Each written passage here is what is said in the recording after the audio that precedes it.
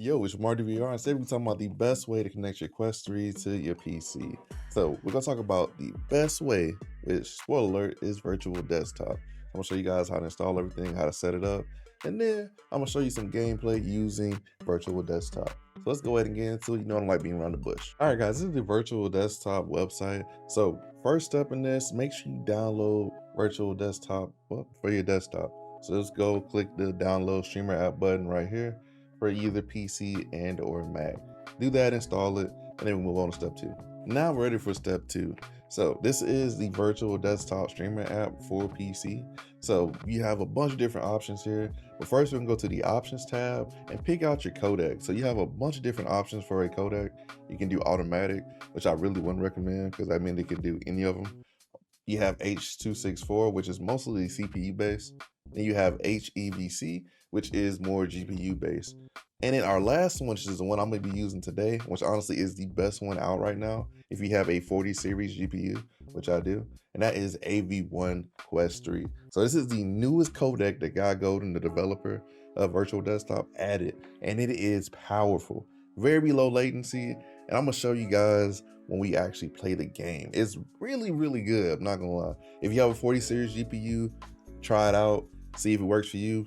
If you have anything below 40 series, your next bet is using HEVC. You can use the regular or you can use 10-bit. Try it out, see which one gives you better performance, and then stick with it. And now we're going to go to the right side of the screen. And so you can really just kind of copy what I have here. A lot of these really don't matter for your experience. I turned off allow remote connection because it can cause issues sometimes. I've experienced that with older versions of Virtual Desktop. Encrypt local traffic, you don't really need that. Automatically adjust bitrate, you can choose turn that off or on. Personally, I just keep it automatically adjusted because why not? But if you know you have a certain set bitrate, then go ahead and turn that off. And the rest of these options you can kind of just choose yourself. It's kind of self-explanatory. But the last one we're going to talk about is boost game priority. So if you're experiencing game freezes, you can turn that on to get a bit more GP priority for your game. So highly recommend if you're experiencing freezes. If you're not, then don't turn it on, obviously. Okay, that's it. All right, now that we're done with the options, we're gonna go to accounts. The rest of the stuff is kind of don't matter. So you can kind of just pick whatever. But this is really important. You have to do this to connect it to your Oculus Quest 3. So go to Oculus usernames and actually type in your username. My username obviously is MarduVR. You know, go with the channel. And so if you have a Oculus Pico or even Vive, that's where you're gonna put your ID/usernames there. So you have to make sure it's spelled correctly, save it, so that way when you're actually trying to connect to, virtual desktop from your Quest, you can do it. Now, last thing I'm gonna mention is make sure you have a Ethernet plugged into your PC. Now, virtual desktop may work without it, but it's highly likely that it won't work without it. So get the Ethernet cord, connect it to your PC. If you have to get a Wi-Fi extender, that's fine, but just make sure you have an Ethernet plug somewhere to your PC. I had the issue at first, then I got an Ethernet cable and a Wi-Fi extender, and now everything works perfect. But all right, guys, that's pretty much it for the virtual desktop app. We're gonna move over to the headset and then get everything connected over there. All right, guys, so I messed up recording like 3 times. So now I'm gonna show you how to set up the virtual desktop app on your Oculus Quest 3.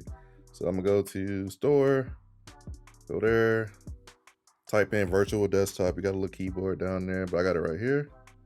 Go here, wait for it to load. Boom, gonna click in there. And so this is gonna say install, but just make sure, but for me, obviously since I haven't installed, it's gonna say open. Open it. So let it load for a second. So I already have the app open, but here, if you don't have the app open, it's gonna tell you that it's not connected or anything. So make sure you have your Ethernet connected, and then make sure you have the virtual desktop app on. And now it's connected, and you should see your PC pop up like here.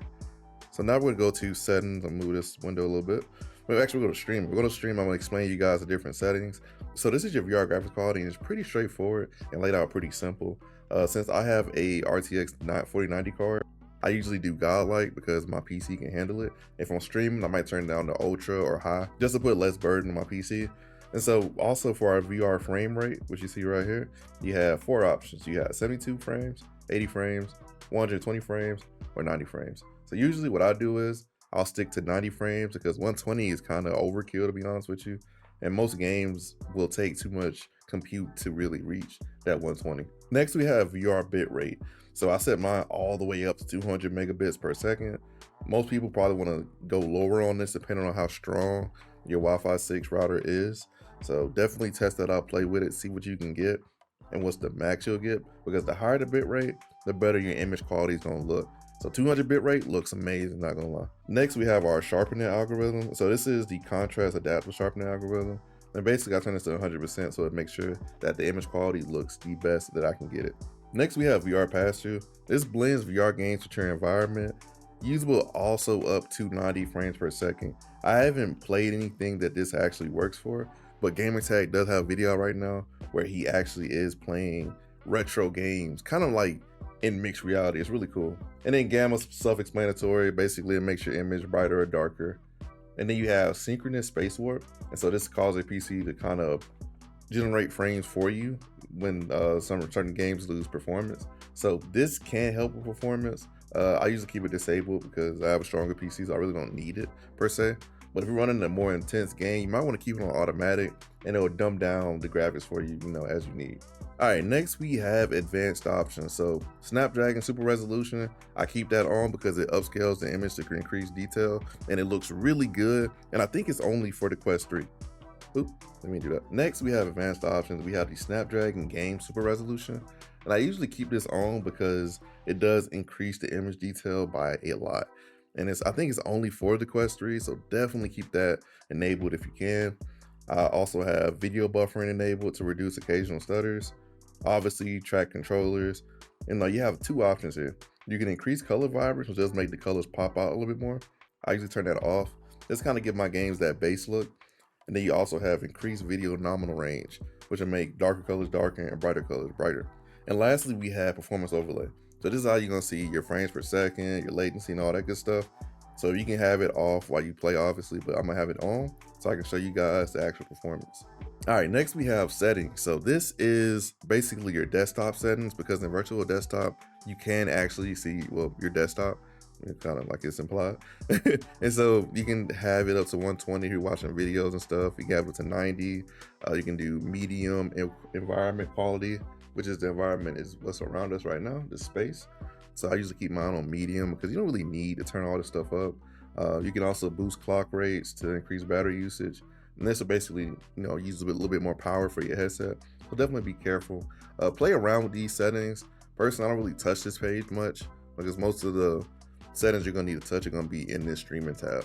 Next, we have the game tab. So thanks to Guy Golden being a great coder, you can actually see all your games, Steam and Oculus, in the same menu, and they're automatically added, which is also great. And that's what I hate about Airlink, is because you have to go through and add all your games. But thanks to Guy, he actually made it so it automatically adds themselves. So really great, really smooth launch. Sometimes your Steam games won't launch through here. You might have to launch Steam VR first and then go launch them through Steam VR. And so they'll still work the same way. You'll just be in Steam VR when the game launches. Next, we have environment. So a bunch of different environments they added to Virtual Desktop. You got Black Void.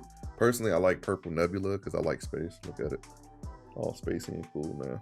And then you have Home Cinema. Personally, I find it's kind of creepy because I never know if someone's behind me, and I don't want to find out. So I usually keep it in space, because if something's coming, I can see it from miles and miles and light years away.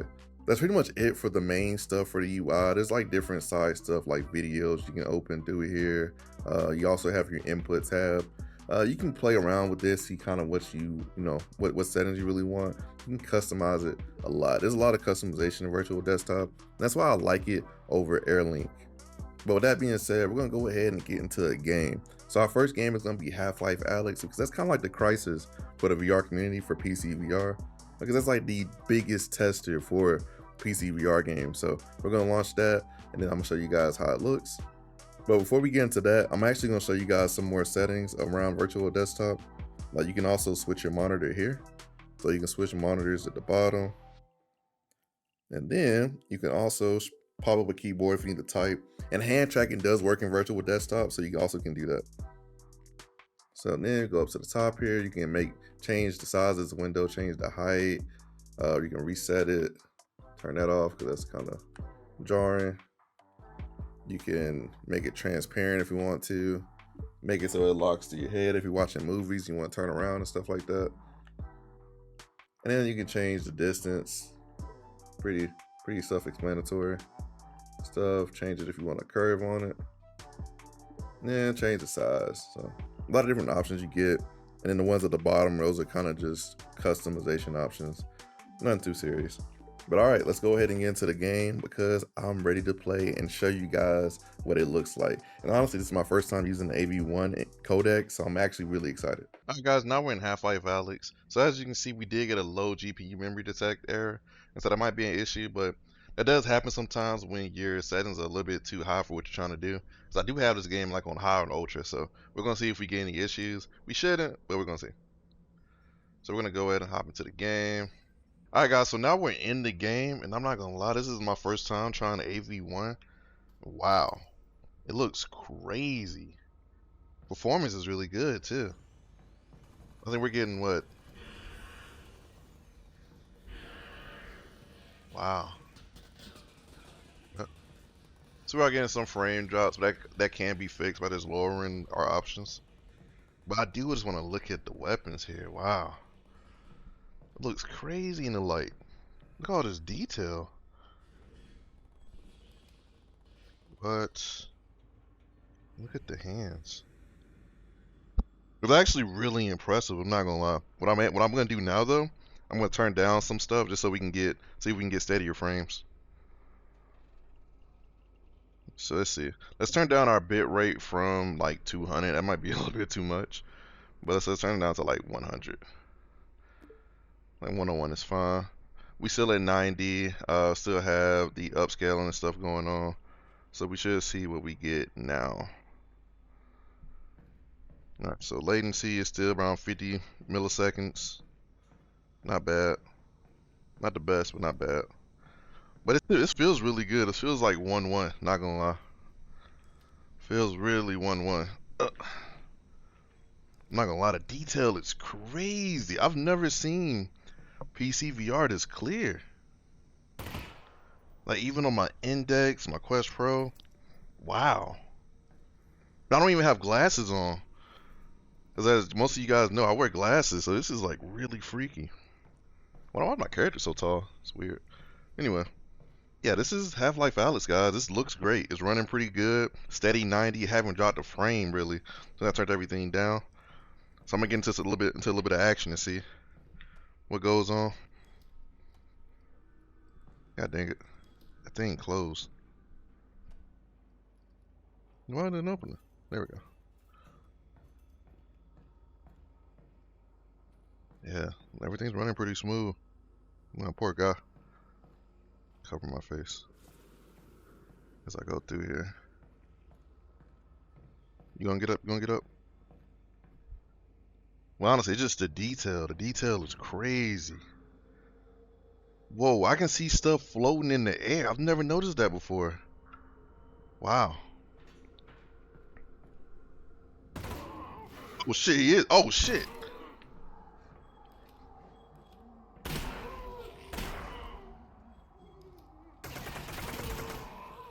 Yeah, go ahead and get up. Shit. Last 3. Got him. Look at you being a little bugger. Come here. Let me grab you. We gotta try another game, man. I ain't gonna lie. We gotta try one more game. I gotta see how this looks in Project Wingman. So, like I said before, it runs great. Obviously, I do have a 40 series, so I'm a little biased, but man, this looks phenomenal, man. I'm not even gonna lie. Wow.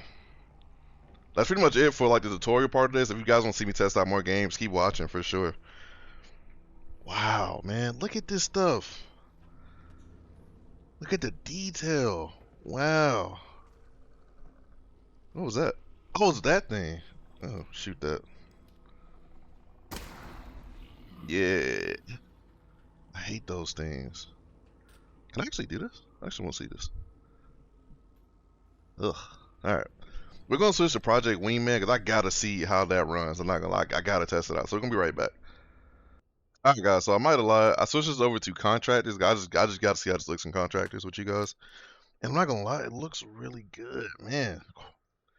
It feels 1-1. I don't even feel like 50 milliseconds of latency, not gonna lie. It feels really good. I'm not gonna lie, I'm not a good shooter, but I do have spirit. So we're gonna hop into the lobby and see what we get online. I'm very curious. So we're getting about 60 frames, which isn't too good. So maybe AV1 might not be the best for certain games. So definitely try it around with which codec works for you. Because right now this feels smooth, even though it's not a full 90. But I'm feeling like no type of like lag or whatsoever. So, all right, guys. So I had to hop into shipment, something that's very hectic, so we can test this out. And I am dying a lot now, but performance is really good right now. I haven't seen any issues yet. I'm dying. Man, I hate shipment in VR. It's already crazy without VR, but doing it in VR is like totally worse. Oh, grenade! Yeah, the latency doesn't feel like anything. Like it feels like I'm running on my Valve Index, but it looks like way better. Looks so much better. Like look at that. We're getting real low latency in the middle of the graph now. Like 10 milliseconds latency from the game. It's crazy. Really crazy low latency on this one. It's honestly the lowest I've gotten so far, even using like HVNC or even H.264. And if you want to see some gameplay with the HVNC encoder, I do have a video just showing the Quest 3's PCVR performance, so go check that out. The only reason I'm talking loud right now is because the game is really loud. Right now, yeah, it's running really good. It's very hectic, a lot of stuff going on. Oh.